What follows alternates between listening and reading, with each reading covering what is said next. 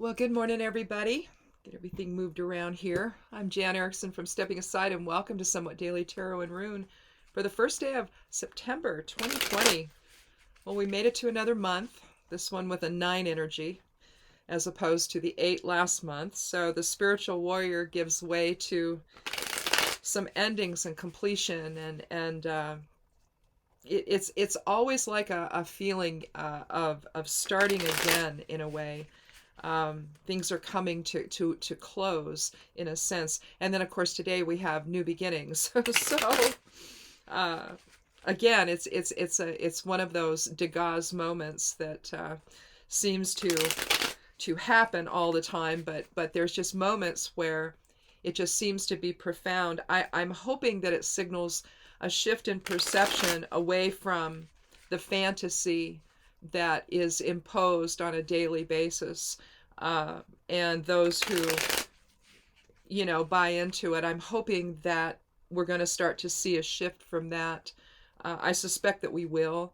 Um, so just keep that in mind as you go forward this month. Uh, of this 9 energy of completion. It's also about humanitarianism, and it's not about shuffling cards well, though.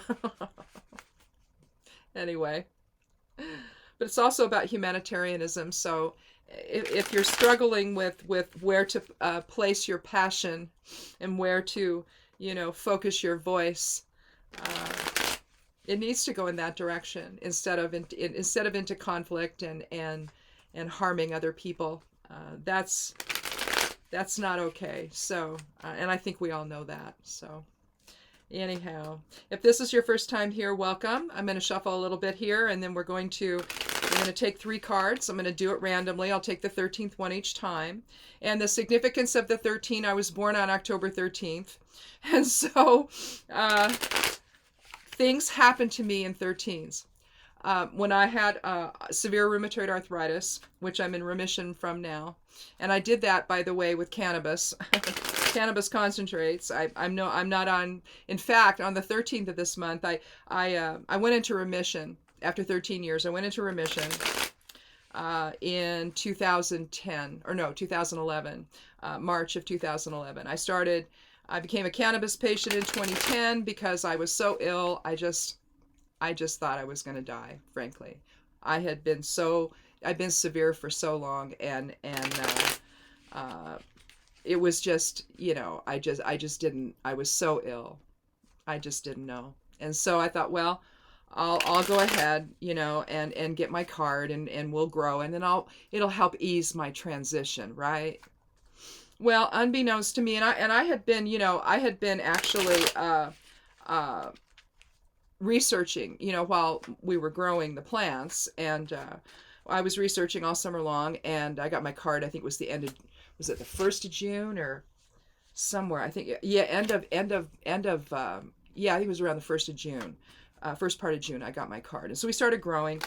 And when the harvest was in, I started making meds, and I hadn't started making the real thick, sludgy cannabis oil. I hadn't started the extract. I hadn't done that yet. I didn't do that for like another year, but when I was already in remission. But I have to tell you, I started my regimen. I decided what I was going to do, and I did that. And I, like 2.5 months later, I was in remission.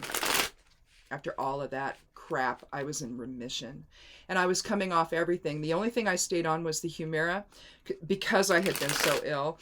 And so I thought, well, I'll just be a little more careful coming off of that. Well, I played around with it for a couple of years, and by 2015, well, by 2014, I'm like, oh, come on, I think I can stop taking this. Well, because I was so sick, it took a bit. So September 13th, though, was my last injection, and I had no return of symptoms after I went into remission in 2011.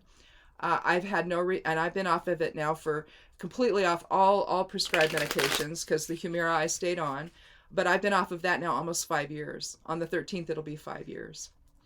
So I don't know. 13 figures prominently in my life. I used to, for like 5 years, I used to wake up at 3:13 every morning, and it was the 5 years before the RA really happened. I think I had it for mildly for a long time, but it was never diagnosed. It didn't get diagnosed until 2001. And so I had to kind of backtrack to figure out, okay, because I was bad for a little while before I got diagnosed. And so all in all, it was like 13 years. And so whenever I need to know anything, if I need to really be sure that I'm not influencing anything at all, then I count to the 13th one and I take that, or I'll count to the 13th rune. Although the runes I just sort of let fall through my hand, and whatever's left in my hand is the rune. That's just my process. But basically things happen in weird 13s. I look up at the clock now, the digital clock, it'll say 10:13. I'll turn on my phone to see what time it is. It's 10:13. It's weird. I don't think about it. I just do it, and there it is. And so I'm not sure why 10:13 is coming up, but it is. And so we'll have to think about that for a while. I kind of have some ideas, but I don't know. We'll see. Anyhow, let's go ahead and get started. If this is your first time here, again, welcome. If you come back, thank you so much. And I'd love you to click subscribe and follow this and come back again and again. We'll talk about how runes and tarot can influence our lives. And so let's go ahead and take our first 3 cards.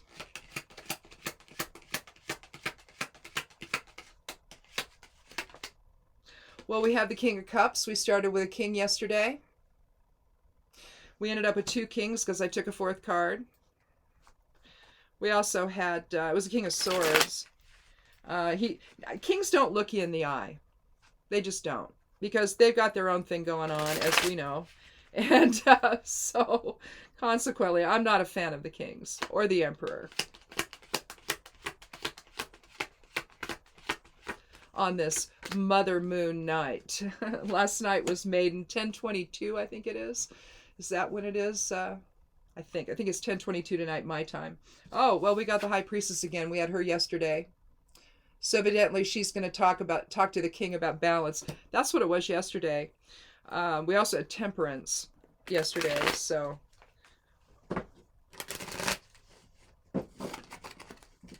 Just having a heck of a time with shuffling anymore.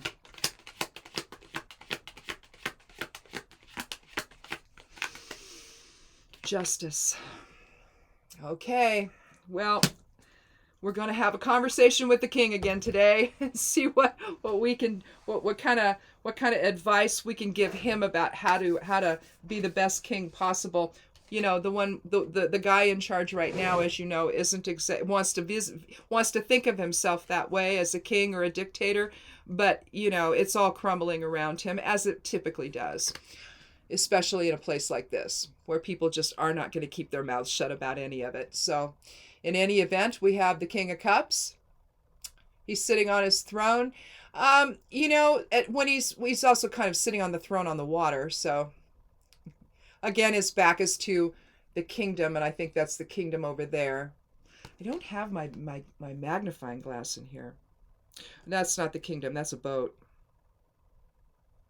So it's not like there's land in the distance there. That's not the kingdom, that's the boat. But it could represent that, I suppose. Movable, I don't know. But he's got his scepter in his left hand and the chalice in the right. And he's kind of looking off to the future. A lot of them will it's like, it has to do, I think, with what they're doing. They're focused on what they're doing and that they don't want us to know about. So they're not going to look us in the eye and tell us directly. So you have to kind of figure it out. And even though the King of Cups can be compassionate, a lot of the time he's passive aggressive and very self-dealing. Very manipulative, in other words. Yesterday we talked about this in terms of how to manifest power and authority and control, even if it's just within your own personal life. Because that's the thing about the court cards. They can either talk about the individual on the card, which in this case is the king or a man in power. or a male energy and power. It doesn't have to necessarily be a guy. I mean, it could be how a woman manifests authority, because nobody likes it when women manifest authority. You get called all kinds of things, right? Which is why I don't like the king. It's the patriarchal influence that somehow thinks that it controls everything in the world. Well, so far it kind of has, but the day of the goddess is upon us, and that's going to end, folks. It is. It will. But right now we have a focus on balance in two different ways. We have a 2 and an 11, which the 2, if you look at how it's written, is an 11, right? It can be written as an 11.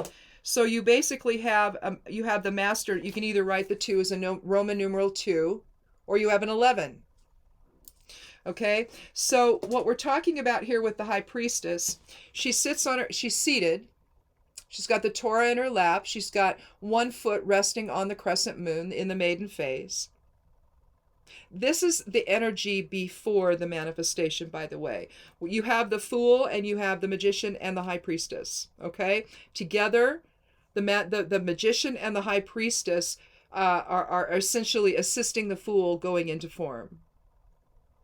And the magician's going to have all the elements in play, and then the high priestess is about mystery and about the divine. It's also about, let's see what else, intuition. Let's see, the divine feminine, revelation, inner wisdom, dreams, change, but alignment. So how aligned are we going to be?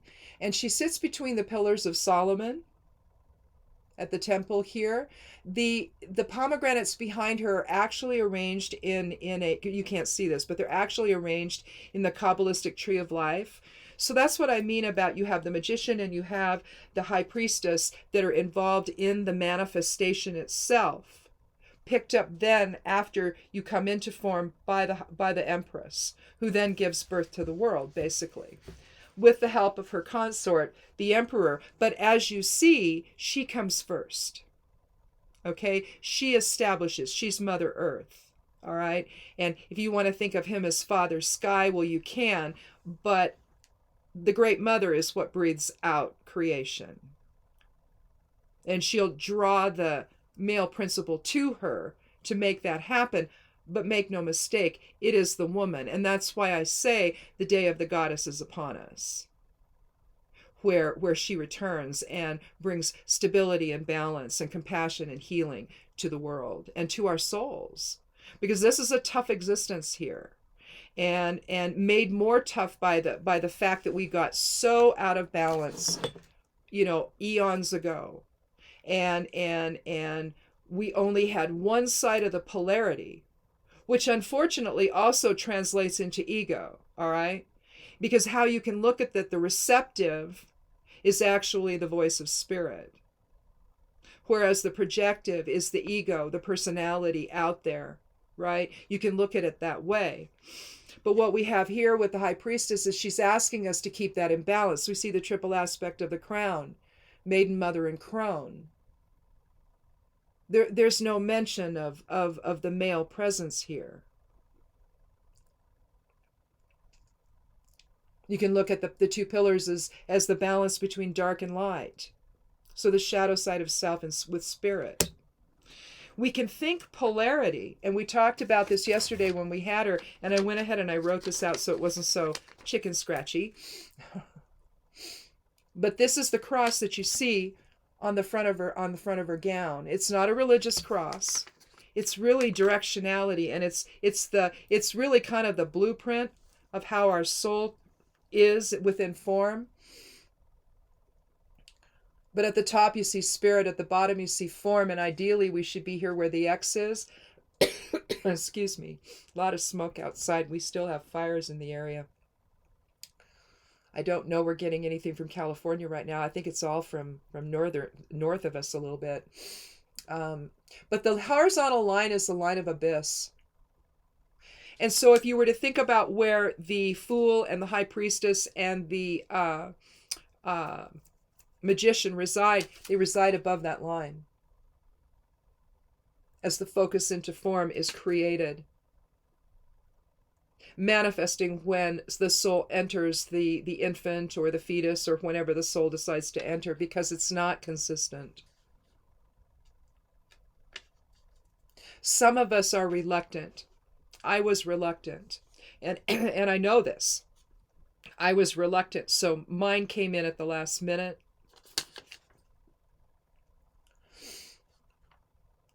But then it transfers from here to here when we get to form, and that's when we start talking about masculine or projective, that side, and then the feminine or receptive side, in terms of the polarity after we get here, the polarity of how we balance spirit with form while here.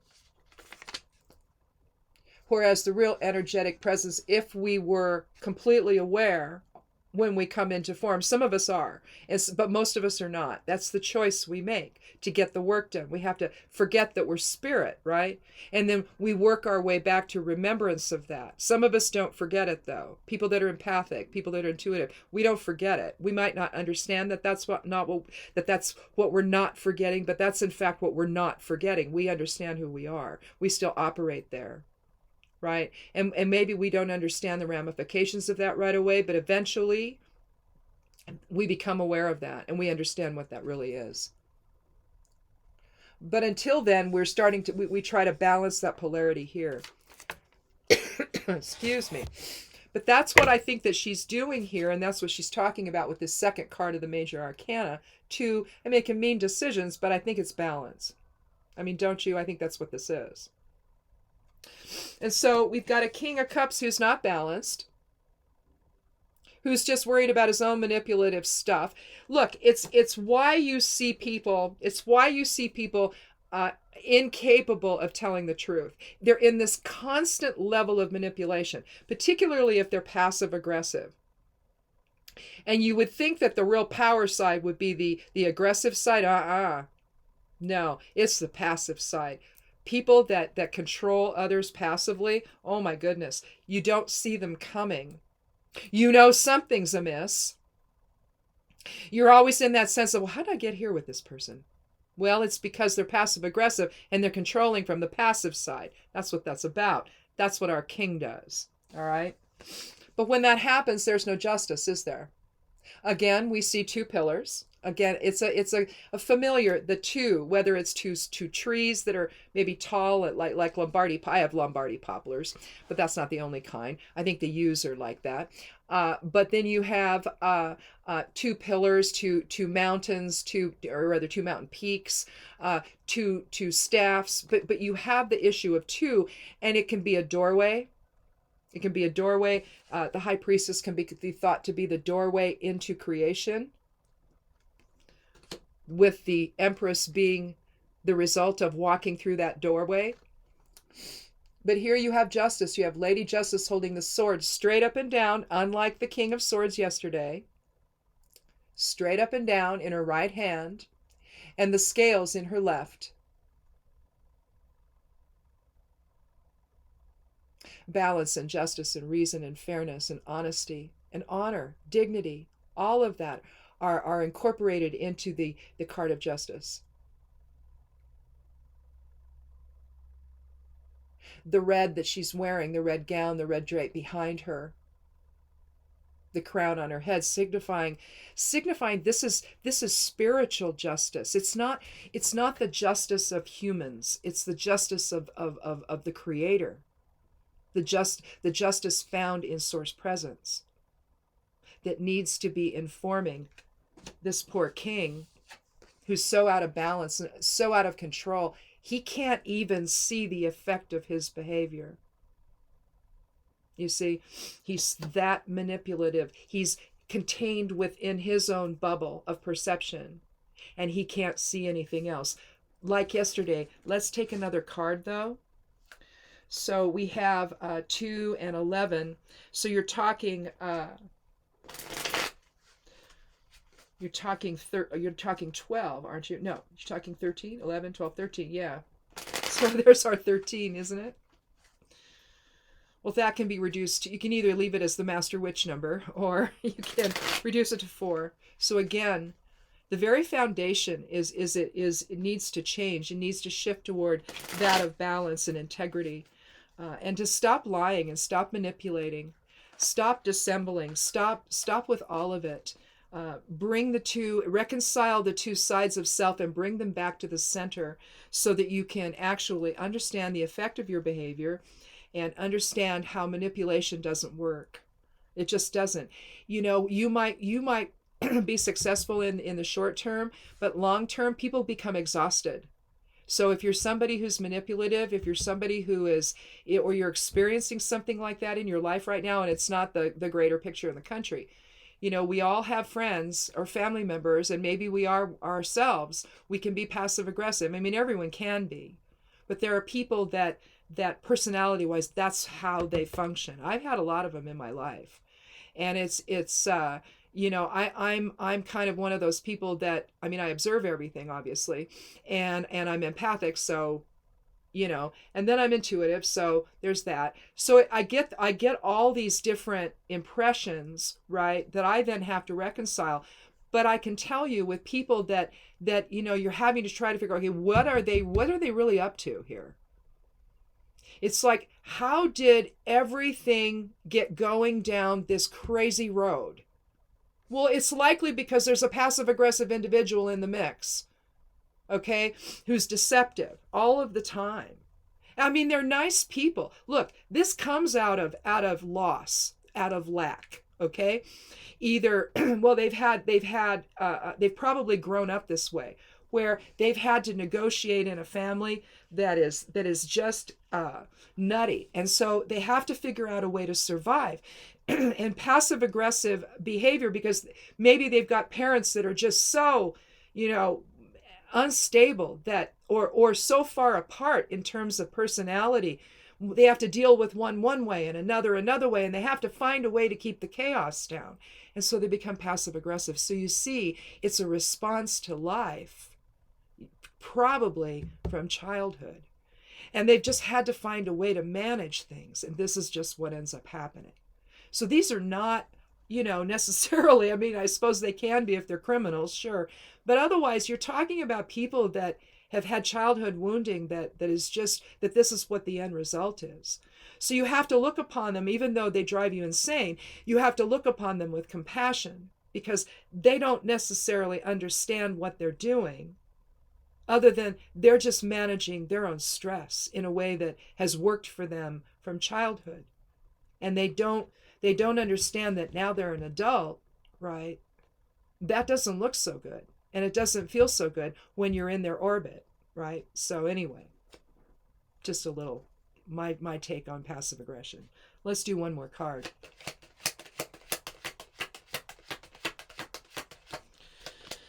Yep, we have another 2.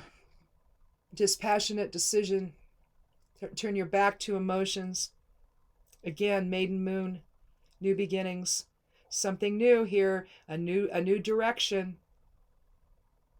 one away from the emotional upheaval that the king creates. And there, again, all you have to do is look at what's going on in our country to see an example of this. So, in any event, I'm glad that really reinforces all of this. I think that we're faced with a decision. Clearly in November we are. Can we move away from passive aggression and manipulation and into compassion and understanding and trying to bring calm to everything? I think that we've just been, again, it's when the truth is staring you in the face and some guy in authority says, oh no, that's not the truth. When you were a witness to it, right? I mean, it's even something like that. It's like when you say to somebody, or you say, okay, I just dug up this old bush that's dead, this old shrub. I just dug this up, and the guy says, no, you didn't. Like, no, here's the shovel. It's right. It's not in the ground. It's right here. You see, it's dead. I'm going to put a new one in. See, here's the new one. I'm replacing this. No, you didn't. No, you didn't. What do you do with that? I mean, that's where we're at right now, though. Seriously. It's like you can't believe any of the investigators. You can't believe any of the journalists. You can't believe your own eyes. In fact, that's what was said. Don't, and I loved it. It's don't believe what you see, hear, or read. Believe only me. There you go. That's what I'm talking about. It's insane. And yet you have people that have done that. I don't understand that. They give over their sovereignty to somebody that isn't capable of taking care of it. And why would you do that anyway? And here's the thing. If the person had any integrity at all, they wouldn't require that of you. Right? But yet somehow, some people are now in this flow and they can't get out of it. That's called mind control. Yeah, and they're victims of it. We have Manaz. Complex rune here. But it's humanity. It's who we are together, basically. Let me see if there's another one I can say here. Mind, body, spirit connection. But it's the individual within society. Where's my paper? It's funny because we had Ewaz during the esoteric influences this morning. But this is Manaz, which is the next rune. Basically, I believe. Yeah, it's the 20th rune. And so you're talking a 2 energy. All right. Again, balance. Again, justice. Because 11 reduces to 2, but you wouldn't because it's a master number for illumination. So you wouldn't. But here you have another 2. So we have the 20th rune, which is in, and it's the individual within society. So it's harmony. We have Vunyo twice. We have Isa. We have Degaz in the center, which explodes into Kenaz in all directions. So there's how the rune is defined. Oh, I forgot to put Laguz. I'll put that over here. So it's a very complex rune when you're talking about the individual within society. But it's shared purpose, shared direction, shared understanding, harmony. It's an earth element rune, integration. Thought rune, memory, but it's the ancestral memory of who we are that it's talking about. And so it informs that ability to come together in shared purpose based on the traditions and memories of the past of who we all are to one another.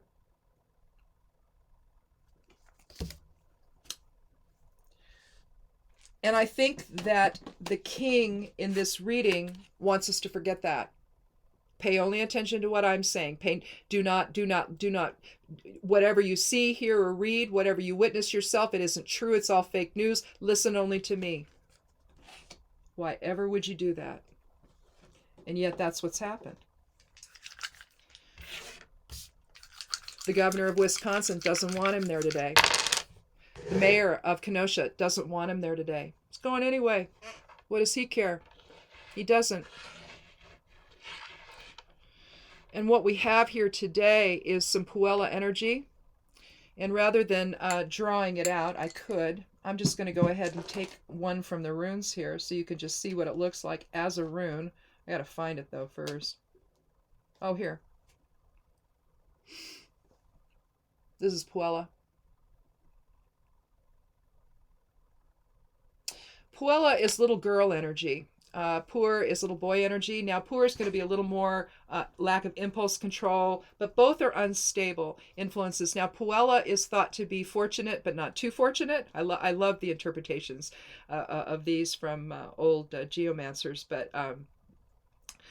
but what she's considered is flighty. I was a Puella. I say this every time I draw it. I was a Puella growing up. My mind was here, there, and everywhere. Everything was interesting. I saw everything. I noticed everything. I was intuiting everything. I was, empathically responding to everything. And, I would come up with these things. I remember one time a woman came to visit us when we were living in Alaska to visit my mom during the day. Just a friend, just come over, And she's talking about something, and of course I have no awareness of it. But when she left, I made a comment about what she was talking about, and she said, "How did you know that?" Because it was one of those conversations where they don't say everything because there's a kid sitting there. and I would have been probably, I don't know, 8 or so at the time. And yeah, I was probably about 7 or 8. And so they're not going to say everything, but my mother already knew about what she was talking about, so they didn't have to. And so I think she was just over, bringing my mother up to speed on something or something. But anyway, I made a comment about it, and my mom's looking at me like, how did you know that? How did you know that? And I'm like, I don't know. I just knew. I mean, but that's true, right?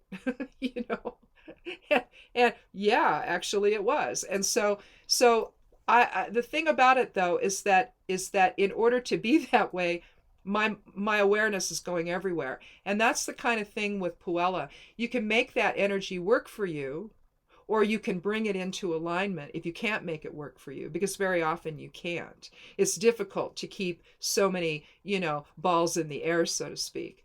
And when you do that, you see, you don't focus on what's really going on a lot of the time, if you're not really able to do that. And most people aren't. You're just very scattered. I mean, just think of a little girl that's running around. I have a granddaughter, and she's full of energy, and so she runs around and she does all kinds of different things. Well, that's sort of the Puella energy. She's having a wonderful time, and she's learning, and she's growing, and she's doing all of that. So it's not a negative energy, but it's flighty. And it's scattered. And I think that what this is telling us today with all these 2s in the 11 is that we cannot have our focus be scattered, particularly when that's what the King of Cups wants from us. All right? He wants our focus to be scattered. He wants us to listen only to him and not to anybody else, and certainly not to the truth. I mean, can you imagine saying something like, "Oh, I inherited Dr. Fauci"? I don't really, believe it. Yeah, I don't agree with everything. As if he's the guy that's supposed to decide what the truth is, that he's the arbiter of truth, a president is. No, he's not. He's a guy. Hopefully one day a woman. But they're people. They're humans. They're there to do a job. They're not there to be the authority over all of us. They're there to do a job. We put them there to do a job. We can take them back out, right? We can vote for someone else. It's not a permanent position. And it's not then one that as if the president owns all of us. It's not in other words, it's not a transactional experience like this individual that's there now would like it to be. So I don't even know what that's going to look like when he's gone. I don't even know. But I think we're going to find out, and it's not going to be good. So again, Menas is what's going to carry us through, as it binds us together in joy and harmony and in an alliance together. And who we are within that structure matters. Are we going to be focused, or are we going to be scattered? The scattered energy, while it might be interesting, it's not going to keep you in a cohesive type of experience that Menas will. But the good part about Puella is that's what Puella wants. She might be scattered and having a wonderful time growing up, but once she grows up, she wants that harmony. That's the other side of Puella. So, in any event, I think that's it. I think we've done it. Done enough damage for today. So think about that. Think about the decisions that need to be made. Think about the balance that needs to, think about the dispassion that you need to look at things with. And when you hear freaky things and because there's an interview, when you hear things like that, let that be an example of all the things you're supposed to step back and go, okay, that's a crazy man. I'm not going to listen to him. What's going on with him now? Oh my God, we're to that point where he's not making any sense. And so why that is, I don't know. Lots of people out there, lots of people in the medical community are offering all kinds of reasons for it. Unfortunately, they're all saying the same thing. So it's not like you've got all these different ideas. They're all saying the same thing. And they're risking something by doing this because medical folks don't do this. They don't diagnose without actually seeing somebody. It's sort of unethical. But right now, they've been so alarmed from the get-go that they've been speaking out. And now I guess there's a video that's coming out that Duty to Warn did, and that should be, it's called Unfit. So that will be coming out as well. We need to pay attention to this. We need to understand the truth of what's going on, and then set a different course. Make this decision in a dispassionate way, turning your back to the emotions of everything, and begin anew. So anyway, I've been saying that for quite a while now, and I mean, not because I'm saying it, because the cards are saying it. You know, this just what's happening. So anyhow, thanks for watching. Come back tomorrow, click subscribe, check out my blog over at imsteppingaside.com. I post this and the esoteric influences, and then I'm also doing a thing whenever I feel like it called Magical Musings. That goes on the side panel over the left side of my blog, so just look for it there. There's also a newsletter sign up if you want to get the esoteric influences in your inbox on Sundays. You get them for the whole week. Otherwise, you've got to watch it. You either have to watch the video or you got to read the write-up on the blog. I do a daily one. So anyhow, just kind of gives you some ideas of things to think about, and considerations to make, or things to consider, if you want to say it that way, as you go about your day. So anyhow, thanks for watching, and be good to yourself, be good to one another, wear a mask around others, whether inside or out, and blessed be.